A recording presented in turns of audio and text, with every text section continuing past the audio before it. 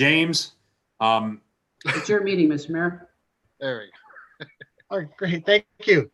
Good evening and welcome to the regularly scheduled City Council meeting. It's going to be a virtual Zoom meeting for Michigan Executive Order 2020-48 on Tuesday, May 12th, 2020. Madam Clerk, roll call, please. Mayor Beagle, Here. Deputy Mayor Resnick, Here. Councilmember Behrman, Here. Councilmember Gottschall, Here. Councilmember Grunland Fox, Here. Councilmember Sharp, Here. Councilmember Smiley, Here. quorum present. Perfect. All right, and now if we can all stand for the Pledge of Allegiance. I pledge allegiance Allegiance To to to the flag of the of the United States of America to the and to the republic for which it stands, one one nation, nation, under under God, God, indivisible, indivisible, and justice for all. liberty and justice for all. Thank you. Do we have any changes or additions to the agenda tonight, City Manager? Mayor, I do not have any changes or additions. Any from the council? None Yes. here. Councilmember Gacho. Thank you. I would maybe just as a separate new business at the end, like to add a discussion amongst administration and council of what our reopening should look like, or at least some discussion, brainstorming of what we all think that should look like, just to maybe start that discussion for when the time comes later. No problem. We'll add that as new business number 5. Thank you. Anybody else? Very good. Next up is the approval of minutes. Approval of minutes for the regular scheduled City Council meeting of April 28th, 2020. We have a motion? So moved. Support. Any questions, comments, additions, deletions? All right, I've got a motion and a second to approve the regular scheduled City Council meeting minutes of April 28th, 2020. Roll call vote, please. Councilmember Grunland Fox, Yes. Councilmember Sharp, Aye. Councilmember Smiley, Aye. Mayor Beagle, Yes. Deputy Mayor Resnick, Yes. Councilmember Behrman, Yes. Councilmember Gottschall, Yes. 7 yes. Thank you. Next up is correspondence. We have one item of correspondence tonight as a notice of hearing for the electric customers of DTE Electric Company, case U-20711. Next up is the first call to the public. I'll read rules for the call to the public. The first call to the public is limited to 5 minutes per speaker, addressing agenda items only. But once the procedure for public comment by electric means is once connected to the meeting, members of the public wishing to participate in a virtual public comment must alert us that they wish to speak by pressing *9 on their telephone keypad. Pressing *9 will activate the raise hand feature, signaling to us that you wish to comment. Participants will be called one at a time, as would happen during a regular in-person meeting. When you are unmuted, please introduce yourself by stating your name and address. For the record, you will have 5 minutes to share your comments with the City Council. At the conclusion of your comments, your 5 minutes, you will be muted and removed from the queue. Do we have anybody for the first call to the public? I will scan the list right now. I am not seeing any virtual hands raised at the moment. Very good. Again, that's *9. No hands, Mr. Mayor. All right, thank you. Seeing none, we'll go on to the next item on the agenda, which would be City Manager's report. We've got the fire monthly report of March 2020. Any questions? I have one. Councilmember Sharp. Thank you, Mr. Mayor. For Director Moore, I just wondered about the regular traffic offenses, speeding tickets, et cetera. Where do I find that in is that other traffic complaints, or what line item is that, or is that not on this report? No, Mr. Sharp, you're going to find that under traffic offenses, under all other classifications. Okay. The reason for my question is the traffic officer that we have doing just that. Are we seeing it? It doesn't look like we're getting much out of that. I only see a few traffic offenses. Or am I misreading something? Or For March of 2020, I suspended the traffic safety officer program. I felt it was in the best interest of the health of the officers not to have that extra citizen contact. Now, certainly, if the officers have been directed, if they see something hazardous, they are to take enforcement action. But the traffic safety officer has been temporarily put back into the patrol rotation. So that's why you see that low number there for March of 2020. It's COVID-19 related. okay, it's not really that much lower than March of 2019. I just feels like I feel like on my street alone, there's more than 9 a month speeding tickets issued. So You're also going to see tickets, those traffic offenses that's going to be your speeders, that's going to be your disobey your traffic signals, but you're also going to see traffic tickets show up under the liquor violations, under the operate under the influence portions up in the group B crimes. And you'll also see them sometimes appear under other traffic complaints, and that's going to be your seatbelt tickets.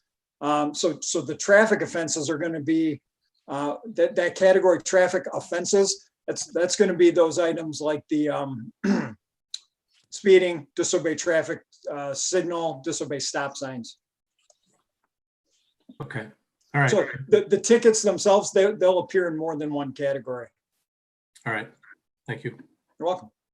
And I'd be happy to give a breakdown too of, a separate breakdown of where we're seeing the tickets being issued once we get out of this, once we resume the traffic safety officer program.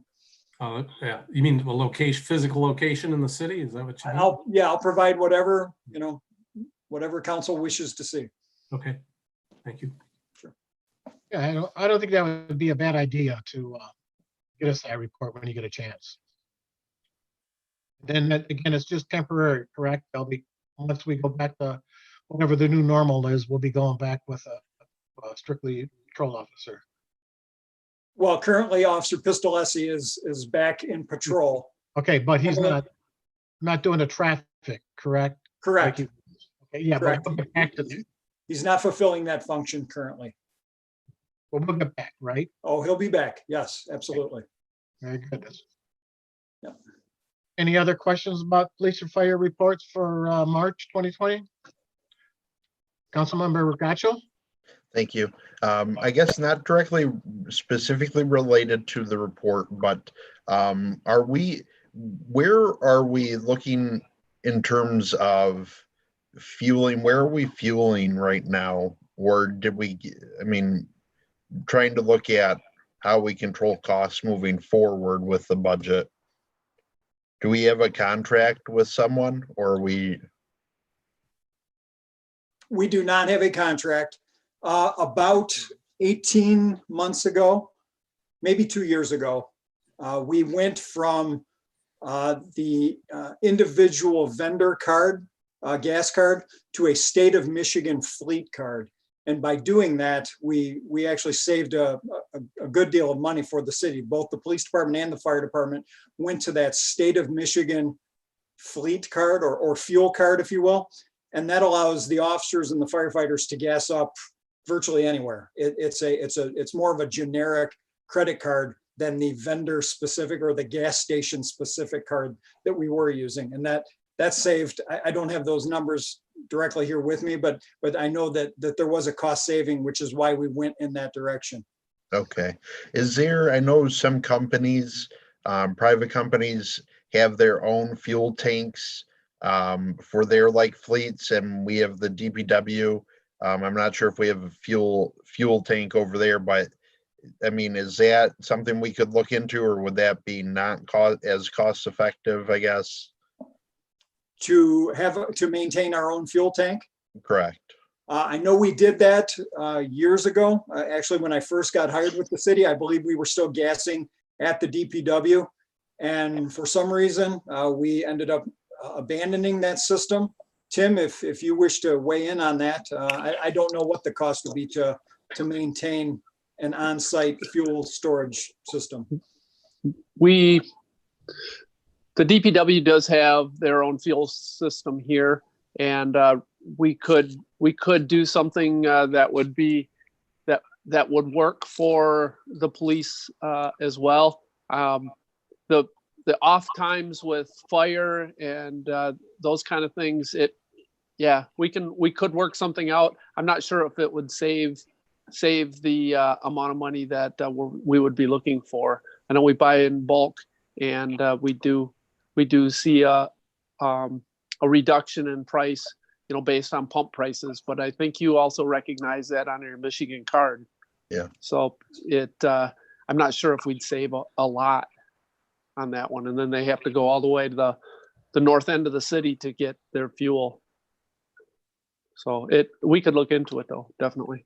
Okay. If I can butt in for a second, how often do the cars get refilled? Is it once a day, twice a day? Varies. A minimum of twice a day. The officers will gas up at the end of every shift. Okay. Regardless of how many miles they put on, they're always going and at least topping them off, so the incoming shift has a full tank of gas. And those vehicles are running almost 90% of the time if they're in service, and to maintain the computer systems and whatnot that are with the police, at least the police vehicles are. And I'm just thinking of a time from a time standpoint for an officer, at the end of his shift to drive all the way back to the DPW to gas up. And then for the night shift officers, the DPW probably isn't, the gate's not open, so they have to get out, unlock the gate, get back in, lock the gate. So it'd be a little bit more of a hassle for him, where if we just, started rotating gas stations in Wixom, then it probably would save some time.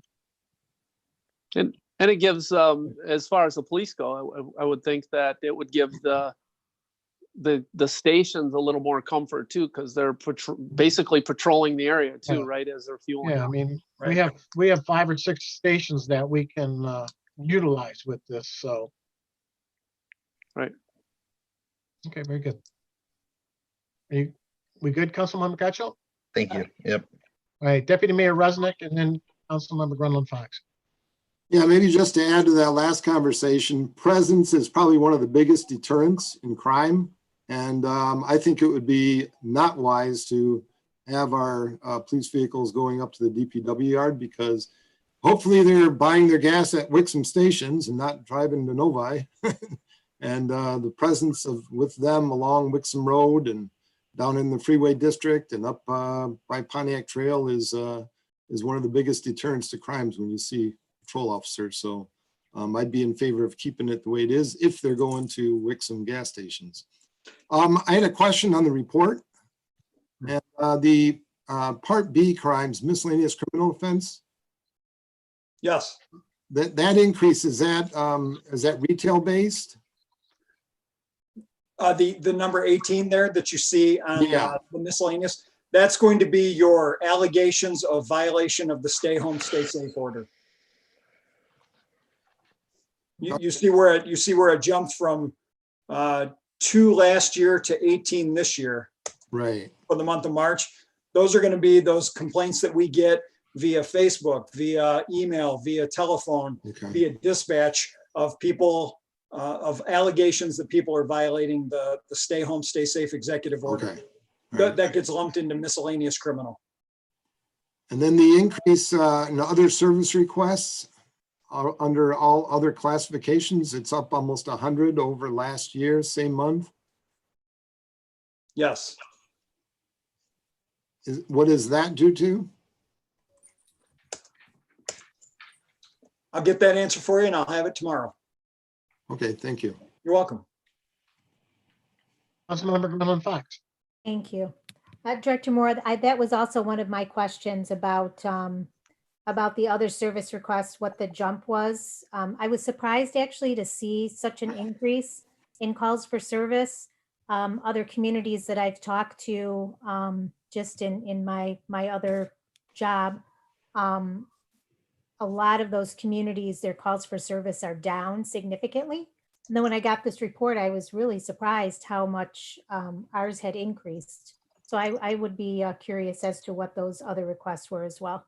Sure, I'm happy to get that for you. I can tell you we are still, although we're not putting police officers in direct contact with the public as we were pre-pandemic, we are still taking a good number of telephone reports and the online e-reporting. So the officers are still taking a good chunk of police reports, trying to stay busy, sure. And then just my last question was, I was curious if any of your police and or firefighters had taken advantage of the COVID testing that was offered this week over in Novi? Yes, I had several police officers go over yesterday Great. And took advantage of that testing. That's great. Thank you. Yes. Very appreciative to the city of Novi for setting that up. Councilmember Behrman. Just two quick questions. One, just piggybacking on Keenan and Councilman Resnick, was on where the police and fire vehicles are fueling.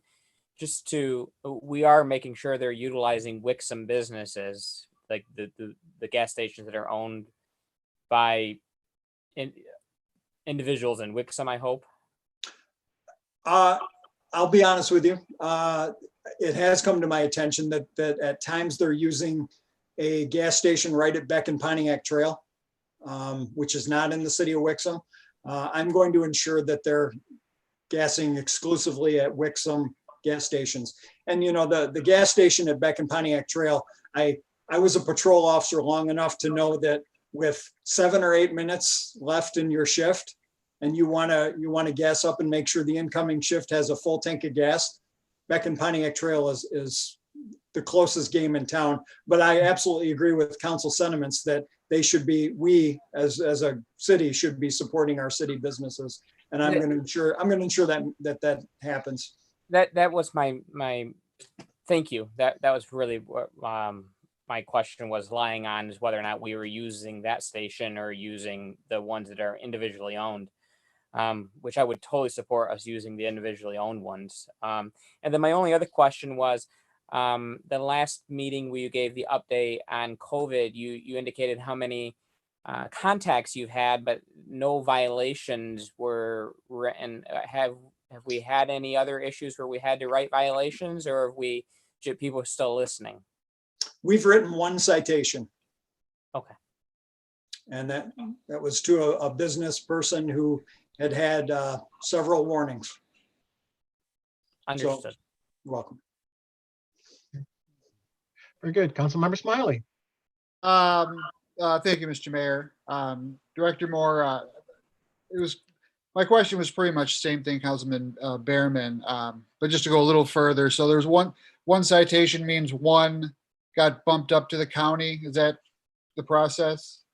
Well, the ticket itself will be handled in the 52nd District Court. Oh, okay. And my direction my guidance that I received from the Oakland County Prosecutor's Office is that they would rather the local police departments just simply write the ticket under the state law, as opposed to preparing a warrant package and sending it to the prosecutor's office for review. And I've been told that the judges at the 52nd District Court will be taking those stay home, stay safe tickets seriously. So that's what we did. We ended up just writing the ticket. I see. So you mentioned in the past about going up to Oakland County, that's just in extreme cases, or did I misunderstand something? There's two ways to charge a person who's committed a misdemeanor. If the misdemeanor's been committed in your presence, directly in the police officer's presence, the officer can write a ticket. If the misdemeanor offense was not committed in the officer's presence, or if the officer just simply wants another set of eyes on the facts of the case, the officer can prepare what we call a complaint and warrant package, send it to the prosecutor's office, and then the assistant prosecuting attorney at that office will review it to determine if he or she believes there's probable cause to issue a warrant. So there's really two ways to handle a misdemeanor charge. The easier and quicker way, I guess, for lack of a better phrase, is to just simply write the ticket. And that's what we did in the case with this one business person. So on 18 questions or reports, one of them necessitated a ticket. It's actually closer to 40 because we had some in February as well. Oh, okay. Yeah. You know, Gotcha. and April. So I mean, since the start of the pandemic, we've had approximately 40 complaints or allegations of violation of the stay home, stay safe order, and we've written one ticket. So roughly 1 out of 40. Is it appropriate to what a little more about that one citation, or? I'd rather not. It's pending. Okay, got it hasn't gone to court yet. Okay. Thank you, Mr. Mayor. Thank you, Director Moore. You're welcome. You're welcome. Any other questions or for the fire chief or police chief on the monthly reports? All right, seeing none, we'll move on. And we'll move, next item on the agenda is the consent agenda. All items listed under the consent agenda are considered routine by the city council and will be enacted by one motion. There'll be no separate discussion of these items unless a council member so requests, in which event the items will be removed from the consent agenda and added to the regular agenda at the end of unfinished business or new business. Do I have a motion? So moved. We got a motion and a support. Roll call vote, please. Councilmember Sharp, Aye. Councilmember Smiley, Aye. Mayor Beagle, Aye. Deputy Mayor Resnick, Aye. Councilmember Behrman, Yes. Councilmember Gotchall, Yes. Councilmember Grenlund Fox, Yes. 7 yes. Thank you. We have no unfinished business, so we'll move on to the first item under new business, which is a submittal of the city manager's proposed fiscal year 2020-2021 budget and setting June 9th, 2020 as the date of the public hearing regarding this budget. Motion? So moved. All right. City Manager Brown.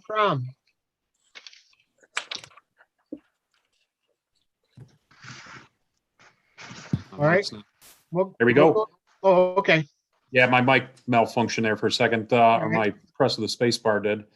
So we have a set of documents that was provided to you. The full document or the full budget package and the binders that were delivered earlier, and as also the budget highlight package that we customarily have prepared by our finance director and then go through at this particular meeting as an introduction to that. So we can start off with Marilyn or your questions to begin with, whatever you would prefer, sir. Let's go with Marilyn's presentation, and then after that, if there's questions from the council, we'll move to those.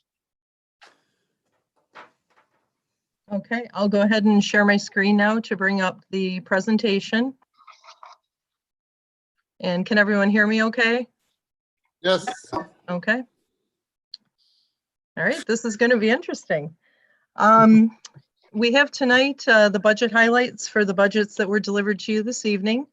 First of all, I want to thank everybody for coming together and getting this to happen tonight. It's been quite trying with everyone working remotely, especially my staff that's been assisting with the preparation of this, and all the department heads and the city manager and everybody coming together from a very different way of doing things recently. But we're here tonight.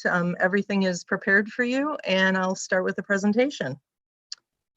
As far as our taxable values, as you see on the screen, we have an overall increase of about 6.46%, which is representative of 5.85% in residential property increase, 3.64% in commercial, just over a little bit below 1% decrease in industrial industrial property.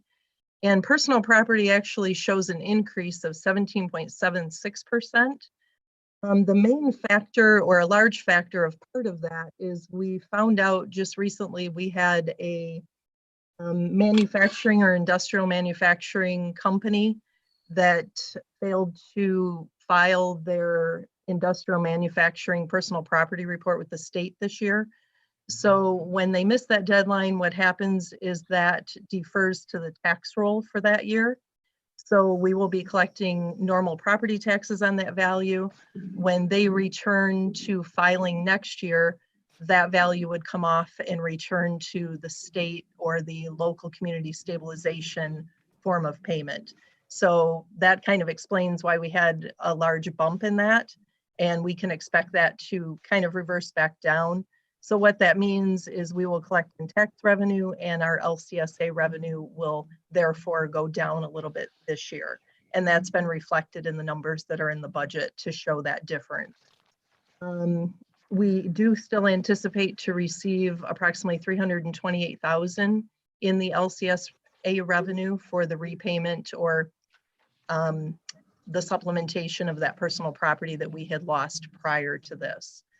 The composition of our city's tax base is 40.63% commercial and industrial, just over 42% residential, and 15.29% personal, and the remainder of 1.43% is industrial facility tax. And another thing I wanted to mention on this was that what this correlates to is an approximate $463,000 tax revenue increase. And we'll kind of see that on a chart in a few more slides, that you can see the different changes in revenue that correlate to this. Okay, the next screen shows where we are as far as our millage rate and what we're proposing in this budget. The total proposed millage rate is 11.9458. The main contributor to the reduction of that is the expiration of the water utility millage of the 1.25 mils that we levied last year. And that is directly related to the debt millage that we had to pay off the bond for the construction of the water system back in 2000. So that has expired, so there's no need to levy that millage any longer. The remaining decrease of 0.0074 is related to the Headley rollback on all of our other millages for our charter operating, our local road, our safety paths. Those are all affected by that Headley rollback. We are proposing to keep the special voted millage of the up to 3.5 of still continuing 3 mils of that levy. So we believe that we can do the 3 mils and not have to increase that from over last year of what we had done, and we'll continue that. With those millage rates going down, when we compare to those same 31 cities in Oakland County that we do every year, we are now falling at the 8th lowest millage rate in those 31 cities. So that chart you would find on page 20 of your budget book, if you want to look at some of those comparable cities. But what you'll find in there is those millage rates range from a low of 8.3212 all the way up to 38.3265. And just for note, last year we were 10th lowest, so we actually improved that rating this year with the decrease of primarily that debt millage. As for the revenue that's proposed in the budget, overall, it'll be an increase of about $48,393 over last year's budget, which is about a 0.373% change. And what I'm comparing that to is the estimated actual fiscal year 19-20 revenue, because that seems to change a bit during the year. So we compare it to what we believe we are going to receive for that year. As you'll notice on the bottom, there is a much larger difference of just over $1 million. And what I do is I reduce that by our last year's budget stabilization contribution, because obviously that's a special item. And that typically wouldn't be something you would compare year to year. So I take that off and we end up at 48,393. Which is our zip code. It is. Interestingly. Oh, I just noticed that. Thanks. So what that what that is comprised of, mainly the property taxes. We have that increase of just under 463,000, as you see on that first line of the chart. Our state shared and LCSA revenue, I'm showing a decrease of 346,000. Why there's such a large decrease there is we are estimating, due to the decrease in sales tax revenue in the starting now actually, but in our budgeted for next year, we are reflecting a 50% decrease in July and August, a 40% decrease in September, October, and a 20% decrease in November and December. Right now, there's really not a lot of guidance, except for they told us to plan for a 50% decrease in May or April and May. So we've also incorporated an additional 50% for June in our current year figures. I do want to note that the state has a revenue conference that they'll be doing this Friday, and there's expected to be a webinar on Monday, the 18th, that will hopefully shed a little bit more light on what our effect on our state shared revenue is going to be. But at this point, it's very unknown, and they're not able to give a whole lot of guidance with that. So we took our best guess. Going forward, we're hoping that that'll turn out better for us.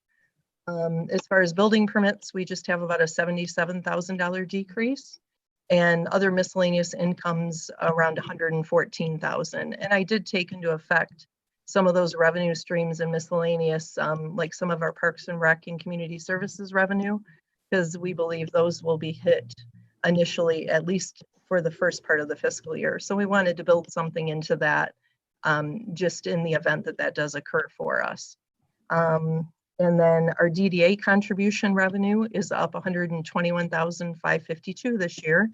And that is just the payback of that debt that we had loaned them in the past to pay their payment. And they've experienced a larger captured tax revenue this year due to the development across the street. So we're able to increase that amount back to us this year. That's also, if I can real quick, that's also reflective of that, the city making $50,000 of additional, basically deferment of payment back to the city on debt owed to the city from the DDA. That 121 is reflective of that additional 50,000 that we allowed to not be paid back, so that the DDA could proceed with the hiring of an executive director. So it would have been higher than that if not for that. Councilmember Smiley, let's hold all questions until the end, and then we'll get them all done. All right. I won't forget you. All right, so the next screen is going to show you history of state shared revenue, which is our sales tax revenue. We're estimating the decrease this year of about just below 366,000 when compared to our 2019-20 budget. Our actual budget was $1,284,910. So we're reducing that down to $919,016 with those COVID-19 effects on there. We continue to still compare to our high revenue back in 2002, 2003, because there's been a lot of changes with state shared revenues through the years. So we compare back to that high point before some of the cuts and different things were made from the state level, that if we had continued to be at that level, we would have received just shy of $7 million through today if those cuts had not occurred in different laws that changed, or different budget cuts that they made. Obviously, I've said that loss is going to be magnified this year by the COVID-19 pandemic. And I've outlined those percentages that we're estimating decreased right there on the screen. I won't go over those again. And just a point of note, the original estimate prior to the COVID-19, we were looking at receiving just around $1.3 million this year. So we're going to see possibly a $389,000 decrease in that state revenue if we experience what we think we may. And I've also included in the chart, just that kind of shows you the fluctuation I included the 1920 original amount, also with the revised COVID-19 for that year, and the same for fiscal year 2021, just to show how much that varies on the chart with that decrease that we may experience. The next slide is changes in expenditures. Overall, we're going to look at about a $263,000 increase in expenditures. Prior to that, obviously, we would have had about a $4.3 million difference. But again, we take off of that. We had a few odd items or special items last year that we contributed some monies to Major Road and some additional capital improvement projects, along with we did a lump sum contribution to our MERS pension plan. So we back those off to look at more of a true change in our expenditures. Most of those are going to be related to wage and fringes. We had a 2.5% pay increase that was included in all of our union contracts already, and also council action that was taken for non-union employees, and also the fringe benefit increases that go along with that, and also health increases and different benefit increases that we've experienced, and just overall changes in those expenditures. But the majority of them are most likely related with wages and fringe cost. The next just gives a few highlights. I want to point out on the first bullet point item that we still continue to fund the normal cost for our other post-employment benefits, our retiree health plan. That is for people who are still employed that are part of the plan. We have to fund their current time they're earning. That's what they refer to as the normal cost. And that occurs on both the OPEB and the pension. Included in the budget is $97,661 for the OPEB contribution, and pension is just over $202,000. For reference, prior to the bonding, our prior funding of OPEB was $625,000 a year, and our current bond payment is $506,000. So we're a little over $100,000 different in what our annual experience cost is for that. With doing the bonding. And also on the pension side, we see a much different picture. Our prior funding was estimated to be around $2 million this year without the bonding. And with the bonding, our bond payment this year is $904,000. So well over $1 million difference in our annual obligation that we have to make this year. Our general fund reflects an estimated balance at the close of fiscal year 2021 of just over 2.5 million, or 27.56 of expenditures, which is a good position to be in for the end of that year. The new development in the DDA results in increased capture, like I said prior. So that allows for the DDA to contribute $367,477 back to us in repayment of that debt that we previously covered, along with reducing that by the $50,000 for the DDA position. We anticipate the payment will be complete by 2022-23, and obviously that can be accelerated based on what we experience in development across the street. So the faster it develops, the higher the taxable value, the more the DDA collects, the quicker that can be paid off, and the opposite can occur too. If values go down, the less they collect. So that can vary a little bit. As far as the budget stabilization fund, we reflect an estimated balance at the close of the 2020-21 fiscal year of $1,364,666, or 14.68% of expenditures. Our full-time positions reflect the recognition of a full-time firefighter position that was added during the fiscal year 1920 as a result of after the union negotiations. That changes the number of full-time employees this year to 54. And just for another note, we throw this in there every year. Our high employment of full-time employees was 65 back in 2003, 2004. And our current positions is 54, or a 17.48% decrease. And just the next slide is just a historical showing of what our full-time employment was. I don't think I really need to go over that, but it's in your packet for reference.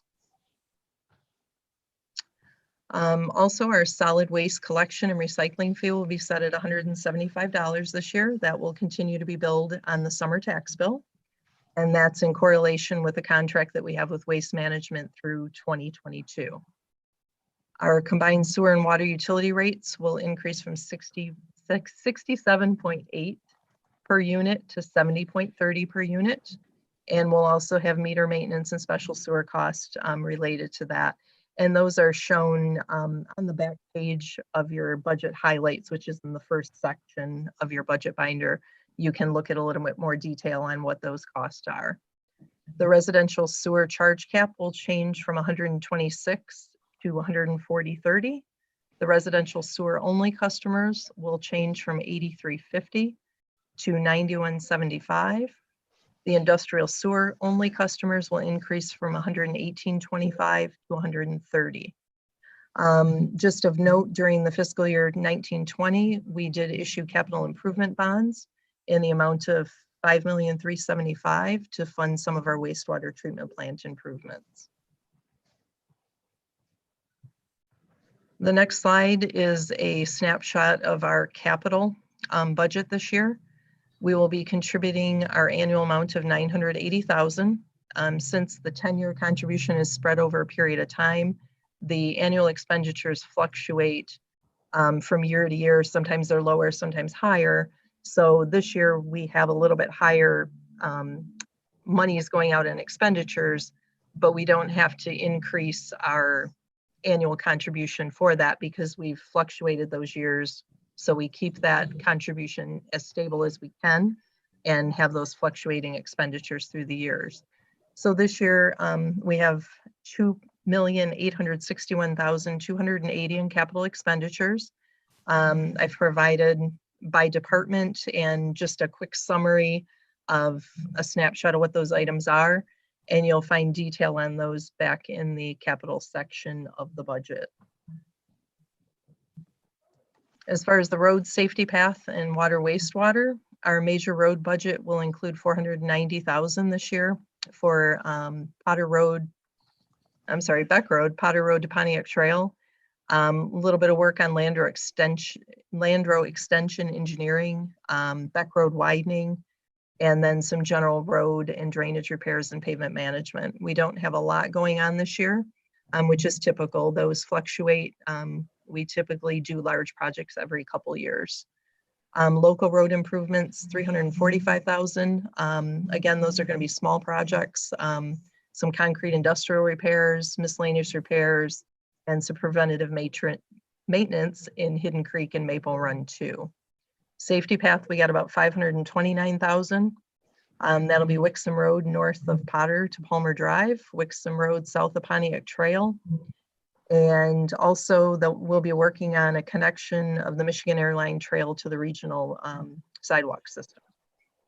Wastewater improvements will be just over 1.5 million, and we'll have some treatment upgrades, some biological phosphorus removal system installation, influent pumps, some wiring, and some solid handling work. Again, the bonding for improvements in the amount of 5.5 million. And I should have took that out of there. I am so sorry. That did occur, and that funds part of that $1.5 million wastewater improvements. Water improvements are $301,479, and that'll be meter replacements, some distribution valves and hydrants, and some minor roof repairs on some of our pump stations or well houses, some work on the water tower, and some maintenance and various maintenance items throughout the system. Wow, that's it. So if you have any questions, we will have buddy budget sessions next week on May 19th and 20th. I think we'll be discussing a time for those. We put to be determined just to hopefully figure out how we're going to do these. If they're going to be on Zoom, what time would be a good time for everyone? And I think Steve will reach out to you or mention that in the meeting. So if you have any questions, please feel free.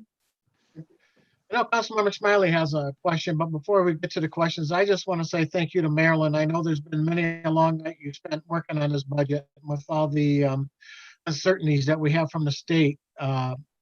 with how much the shared revenue and stuff we're gonna get. It's kind of hard to put together a budget when you don't have all those figures. And I know, I appreciate your long hours with that. And I'm sure you'll keep us up to date with the 2 meetings on Friday and Monday with the state and see what they have to say. And that'll help us further when we get into the budget studies next week. So with that, I'll turn it over. I know Councilmember Smiley had a question, so the floor is yours. Thank you, Mr. Mayor. No, it'll keep, and I think it got mostly answered anyway. But while I've got the mic, thank you, Marilyn. I echo the mayor's sentiments. Very nice work. Thank you. Thank you. Any other questions right now? Deputy Mayor Resnick. Thank you, Marilyn. Great job. I'm glad that you guys were able to get together and get this together in such short time with under the current circumstances. Were all of the expected impacts from COVID-19 taken into account? I was thinking about like Parks and Rec with canceled events, canceled weddings or whatever at the community center, plus the expenses saved from some of those events that have been canceled. Are those reflected in this budget? Some of those we kept in there because we're not really sure right now. This budget would start July 1st.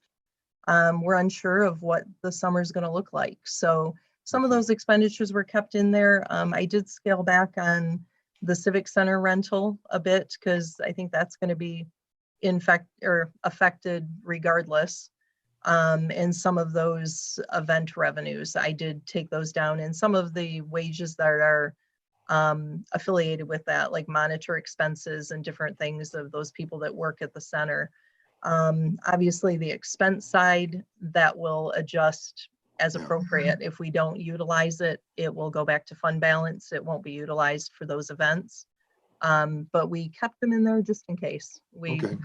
Just of the unsurety of it. We didn't want to have to go back and amend it if we were able to have half of the concert season or, what have you. So we erred on the safe side to hope that we can enjoy something this summer, and we'll adjust it accordingly. All right. And on the bonding, what perfect time. Absolutely. I was very fortunate. So absolutely. Councilmember Gatchel, I think you had your hand up too. Yes, I do have a few. Thank you. The first one is kind of a follow-up to a question I asked a few meetings ago. Have we heard any more? I know you had mentioned there's a meeting coming up Friday, but have we heard any more about property tax payments and how those might or might not be affected? Those with escrow accounts, anything along those lines? Property taxes will not be affected. Property tax collection is covered by state statute and along with also our own charter. So we've been instructed through some of these webinars that was a topic that was covered, and we are all instructed to continue with our state statute and those guidelines that are set forth. And as of now, those have not been changed by any government official. So we are to proceed as those state statutes instruct us to. And no rumblings of changing the due dates or anything along those lines so far? No, not at this point. And I will certainly, that might be something that would come up in discussion in their revenue sessions that they have on Friday. So if I learn anything of that on Monday, I'll have an update for that along with those revenue sharing items if something changes. And what share of our revenue in total would you say is from property taxes versus other sources, whether it's state shared or like building inspection revenue? Oh, it's a lot. Right now, our current general operating tax revenue is just shy of $8 million. And our overall revenue is, what were we at this year? Just shy of 12 million. So the fair share majority of it is property tax revenue.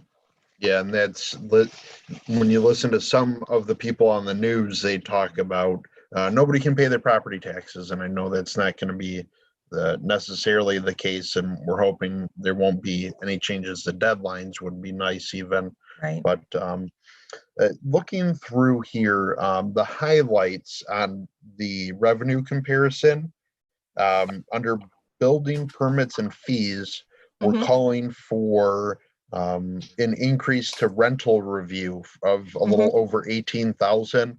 Mhm. What accounts for that increase? Those are cyclical.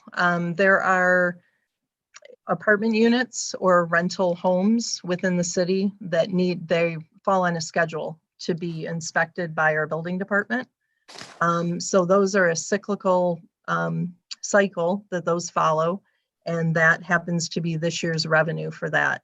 Last year's revenue was not, it also depends on those units schedule those inspections. So those inspections, we try to do them as close to that schedule as we can, but sometimes they're not exactly on that schedule. So sometimes they fall into the next year, but we try to stick to that cyclical schedule, and some of the larger units all fall in one year and not in the other. So it just varies from year to year how many that we're supposed to have inspected. Okay, thank you. Mhm. You had gone over the state shared revenue. That's still being mildly up in the air as to exact numbers. Yes. Under highlights for changes in expenditure general fund page here, I noticed in the city manager line, which we hadn't had a separate session about yet, the assistant city manager economic development position. I guess not a question so much as a statement. I don't think I'm a fan of that line. In terms of the building inspection line, though, we do have an increased contract cost of nearly 15,000 you're showing, but on a separate page we're showing a decrease in revenue. So I'm wondering how that translates if we're bringing in less revenue but our contract cost is going up. And they also have code enforcement work that they do for us. So that's built into that revenue amount too, or that expenditure amount, which that is not a cost share at all. That is, they get full funds for that. And I did the calculation to be their 62% of the revenue. So that part of it should be exact in the budget. I would have to look into it further to see what other items are might be involved in that decrease in that department. And I can take a better look at that and get back with you or discuss it on next week's sessions. Okay. So this increase to building official contract costs then is just strictly for ordinance or code enforcement? Well, it could be because we're also comparing it to last year's budget amount, which when you're looking at, if you were to look at our actual revenue coming in or our actual expense this year, it may actually be a little higher. So that fluctuates through the year. So we're comparing it to last year's budget, which may be lower than what we're actually going to bring in this year. Oh, okay. Yeah. So, So it's based on a percentage. We have what's brought 18, in. 19, then we have estimated actual 19, 20, and then proposed 2021. So we don't see what the proposed 1920 was. Okay. yeah, it's your current budget 1920 is your what it actually was budgeted at, and that's what we're comparing to. The only other question I have, I guess, for the public safety director maybe is on highlights for capital expenditures is, or I guess I have a few questions, but relating to that, police vehicles, and I know we had talked a little bit about having a non-idle or looking into non-idling policy relating to purchasing police vehicles and how we spread that out. Have we gotten any more information about anything like that lately? I have not yet, Mr. Gaccio. I can tell you that the plan for fiscal year 2021 regarding the patrol vehicles is to only purchase one. And the reason for that is we have two that we have yet to be able to put in, two brand new vehicles that due to COVID-19, we have not been able to put in service yet. So we're going to go into July of 2021 July of 2020 with 2 brand new patrol vehicles. So I saw no benefit to buying 2 additional ones in 2021. Okay. So, with respect to the non-idling, I did take a note because I know Mr. Resnick also brought that up. And there was some discussion about could we get some better batteries that would power the in-car computer systems to ensure that they're not shutting down when the officers do have to pull into the station to work on a police report. And that's still on my to-do list. Okay, but from the meeting where the special meeting where we reviewed police, it sounds like you've already been able to remove 1 vehicle from the proposal, right? We were at that time we were talking about purchasing 2, correct? Well, when I first became public safety director, I was actually on a schedule from my predecessor to purchase 3 every fiscal year. And council said, no, please, let's get on a schedule to purchase 2. So that's what we did in 1920. And I don't see a need to purchase 2 in 2021, just because we do have 2 brand new vehicles sitting out there that I haven't been able to get in for changeover yet. Okay. Does that answer your question? I'm not sure I did. Yeah, I just like a few months ago we had the police like special study session ahead of time, and I think at that time we were talking about 2 vehicles. So it sounds like you were able to decide to eliminate 1 purchase there, which is good. Yes, and I can tell you because Ford changed its entirely changed the interior and exterior of its 2021 model year. Our changeover price is doubled. Okay. So I did see a department with a Volvo police vehicle, which was the first time I'd ever seen that in this country. So, but yeah, does Ford ever consult with police departments or anybody when they make changes to the cruisers? Because just changing it for the sake of change when it's going to double everybody's cost doesn't sound cool. I don't know if they do, but I sure wish they would, because I have to believe police chiefs all over America would be screaming about it, because our changeover cost per vehicle went from $8,000 to $15,000.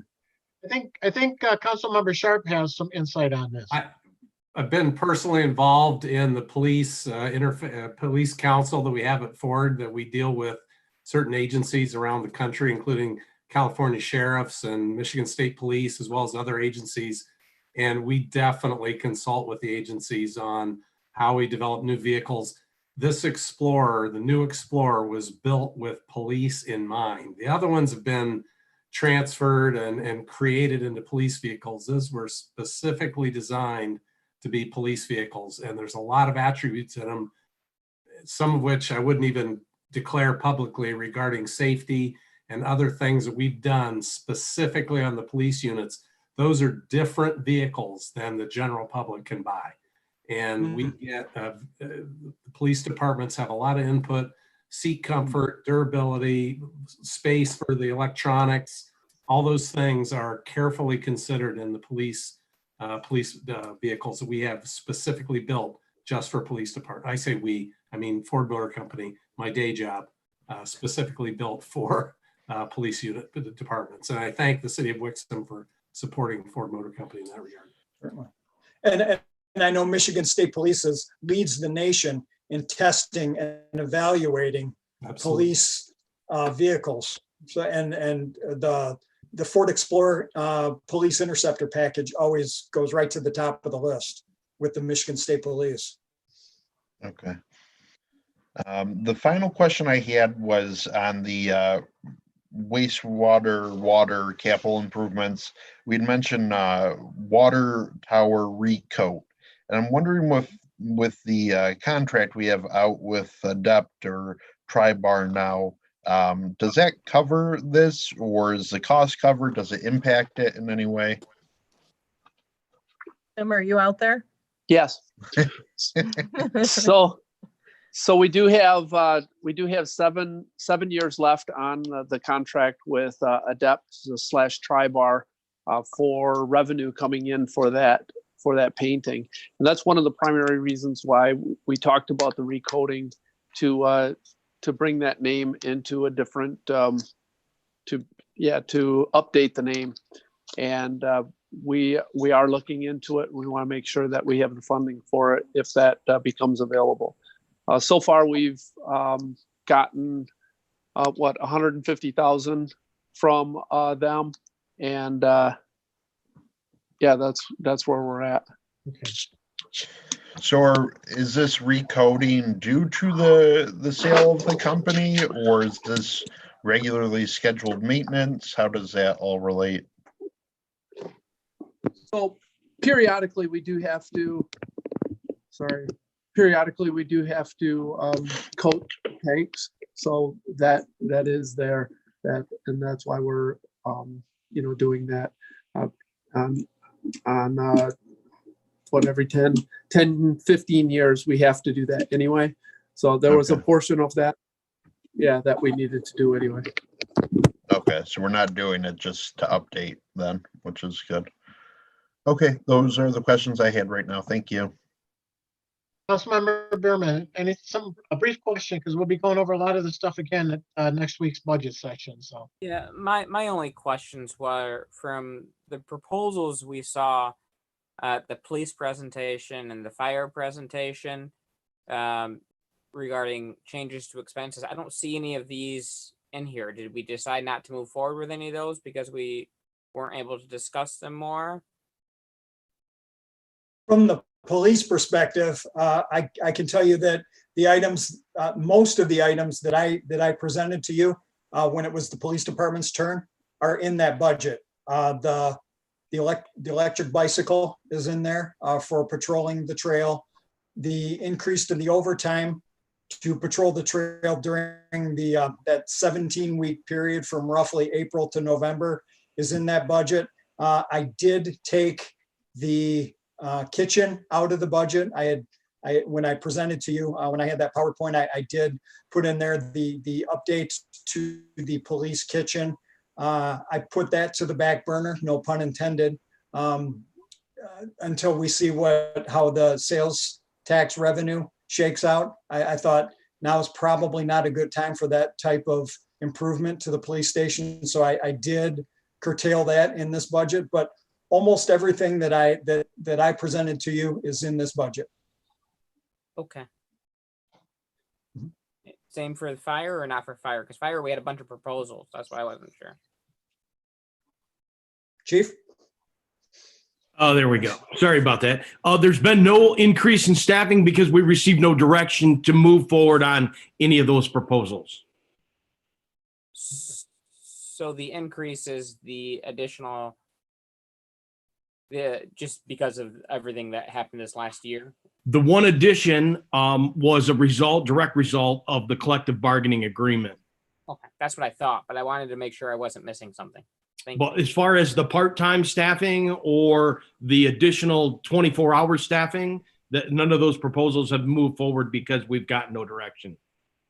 Okay, thank you for the clarification. Yes, sir. anybody else with a brief question? I got a brief question for Tim. And Tim, you don't have to answer this tonight. If you can give me the answer tomorrow, that'd be great. But how many residential sewer customers only do we have? Just let me know tomorrow. Don't. Yep. We'll move on. Yep. Okay. So seeing no other questions on that, I don't think we need a motion to move on with that item, do we, Madam Clerk? I think you do because of the public hearing. You're scheduling the public hearing. Oh, okay. So do we have a we have a motion and a second, correct? Yes. All right, roll call vote then, please. Councilmember Smiley, Aye. Mayor Beagle, Yes. Deputy Mayor Resnick, Aye. Councilmember Behrman, For clarification, there's no times and to schedule these. Believe we're just setting the hearing, the final hearing date in June. Yep.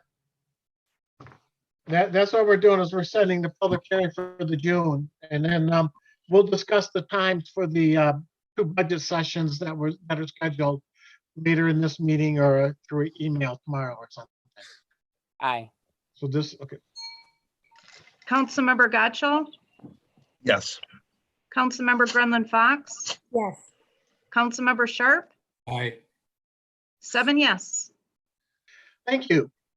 And we'll move on to new business number 2. And we have a request for authorization to waive the bid process and purchase Microsoft SQL Server software from CDW-G of Vernon Hills, Illinois, through the Michigan Master Computing My Deal bid process at a bid price of $5,634 from the city network account number 411-283-971.322. Do I have a motion? So moved. Support? Support. Very good. Mr. Blackburn, I believe this is yours.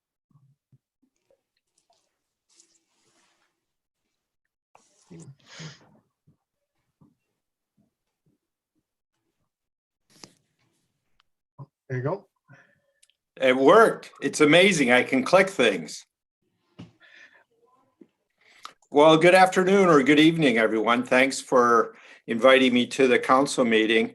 Actually got a couple items on the agenda. This is the first, and this is the replacement of a software product we use called SQL Server for Microsoft. And it supports the core financial system, which is a database for our financials, property taxing and assessing, building permits, and it runs on a central server. Good. And even though we're asking this item number 2 and new business item number 3, we're asking to waive the bid process. It actually has gone through a bid process to get this pricing, correct? Yes, the state of Michigan does a bidding process for all the software that they require to purchase. And so what they do is they get very good pricing compared to what some of the smaller municipalities can get. So they open that bid, that pricing table to the municipalities within Michigan. So when we purchase off of that for software products. Very good. Any questions, Council? Councilmember Smiley. Thank you, Mr. Mayor. Hi, Mr. Blackburn again. Is the purchase of the SQL software, is that an upgrade, or is this going to be all new to anybody that matters in the city? Not anybody that matters. Let me rephrase that. Will it matter to anyone in the city, or is this all on your end to deal with? This is mostly on our end. The current version we're running has been discontinued by Microsoft and they ended support of it. So the application that rides on top of this SQL server is what all the staff members within the city see. They don't actually see the Microsoft SQL server. It runs in the background. Okay, so there won't be a learning curve for anyone here that needs to, because it's all new or anything. That's not an issue. That's correct. Okay. Okay, that's all. Thank you. Any other questions? Councilmember Sharp. Yeah, I had a question. This may be more for City Manager Brown. Interesting that the budget number was exactly the same as both of these expenses, even though the bids came in 2020, like just a few weeks ago. How does that occur in our budgeting process? Maybe a learning episode for me for our budgeting session, but it seemed unusual that our budget was exactly the same as the bids. I can answer that question, and it goes to the next item on the agenda, the actual server. So when we built the server, the specified the design of it, the amount of memory, the storage, the way the storage is managed. What we did was we actually were over budget. And then we started removing some of the components and it came down and it happened to land on the budget amount when we subtracted a couple of items from the server build. So does it still deliver our needs if we've taken out content? It does.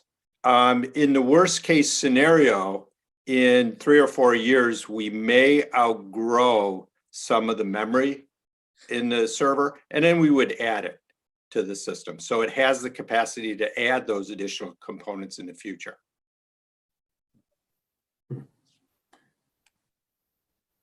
Well, it seems convenient somehow. We must have spec'd out something and it was higher than budget, so we reduced our spec apparently. But I guess if I'm not sure which department is this in? Steve, does this meet our city's needs then at the new level? Yeah, well, Mr. Blackburn and Will and his company are the people that are making recommendations on these items, and they've recommended this approach. I'm confident that it'll serve our needs. As James mentioned, it has the ability to add some modular memory to it that would allow us to bring it up to an additional spec if it becomes an issue. But hopefully we'll be set with this. I think it'll work out fine. Okay, thank you. You're welcome. Anybody else? All right, I've got motion and support to approve the request for authorization to waive the bid process and purchase Microsoft SQL Server software from CDW-G of Vernon Hills, Illinois, through the Michigan Master Compute My Deal bid process at a price of $5,634 from the city network account number 411-283-971.322. Roll call vote, please. Mayor Beagle, Yes. Deputy Mayor Resnick, Yes. Councilmember Behrman, Yes. Councilmember Gotchall, Yes. Councilmember Grunland Fox, Yes. Councilmember Sharp, Aye. Councilmember Smiley, Aye. 7 yes. Thank you. New business number 3 is the request for authorization to waive the bid process and purchase a replacement database host server from SHI International Corp. Of Somerset, New Jersey through the National Intergovernmental Purchasing Alliance at a price of $15,366 from city network account number 411-283-971.322. Do I have a motion? So moved. Support? Support. Thank you. Anybody got a question for Mr. Blackburn? I think he explained this part during the last business item. Anybody have a question about this? All right, seeing none. I have a motion and support to approve the request for authorization to waive the bid process and purchase a replacement database host server from SHI International Corp. Of Somerset, New Jersey through the National Intergovernmental Purchasing Alliance at a price of $15,366 from the city network account number 411-283-971.322. Roll call vote, please. Deputy Mayor Resnick, Yes. Councilmember Behrman, Yes. Councilmember Gotchall, Yes. Councilmember Grunland Fox, Yes. Councilmember Smiley, Aye. Councilmember Sharp, Aye. Mayor Beagle, Yes. 7 yes. All right, thank you. Moving on, new business number 4 is a recommendation to accept Hubble, Roth and Clark's proposal for engineering services for the 2020 Safety Path and Sidewalk Program for a total price not to exceed $88,690 from the Safety Path Construction account number 223-555-971.390. Do I have a motion? So moved. Support? Support. Thank you. City Manager Brown? Well, we have had this agenda item put together, a report put together for council. I had a couple of phone calls of question about it in advance of the meeting. Put out a subsequent email to council today to try to clear up some of the things that were coming up as questions relating to this. And basically, it's much more involved than this. But essentially, we had a 2020 sidewalk and safety path program that we took some action on in September. That covered some design engineering work, and this is a subsequent move in relation to that same program. Some of the existing plans are still here with construction engineering involved. There's also some additional costs for design engineering that have come into play because of a sort of a change in scope that became necessary. We were hoping to be able to do sort of a boardwalk to get us through in an area where we had some creek area to cover or traverse. And instead, we're going to have to go with a prefabricated bridge design, which is going to require some substantial additional design work by HRC. There's a variety of other things that are in play here. Some of the program elements were dropped off because of realities that we were coming to grips with in terms of not obtaining easements in time to get this accomplished in this cycle. The costs were such that we're going to split it over a 2-year period. There's a variety of things involved here, but this additional work is going to make some additional improvements to our sidewalk network possible, closing of gaps, and that's something that we want to use our safety path millage for as it was intended for. And this particular item is before you tonight for engineering expenses of just under $89,000. And we have Mr. Darga here from HRC that can answer some additional questions if there are some. Good. Thank you. With that, questions, Councilmember Grenlund Fox. Thank you, Mayor. My question is for City Manager Brown. Thank you for sending out that additional information. And I apologize if my questions have already been answered, but I was a little confused. So with the work that's already been done and the work that we now have in front of us for this agenda item and those additional expenditures, will all of that work combined that was adopted for the safety path construction be over the $510,000 budget that was approved? And if so, by how much? No, I don't think we're going to be we're not going to be exceeding our budget figure with this work. Okay. We'll So be within. all total, the work we already have done and this work for that line item, we won't be over. Yeah, it does. We should not have to have an amendment required for that. We're going to be within budget according to what our projected expenses are. Okay. And then my last question was, one of the things that you had said in your communication that I was a little confused about was if included now,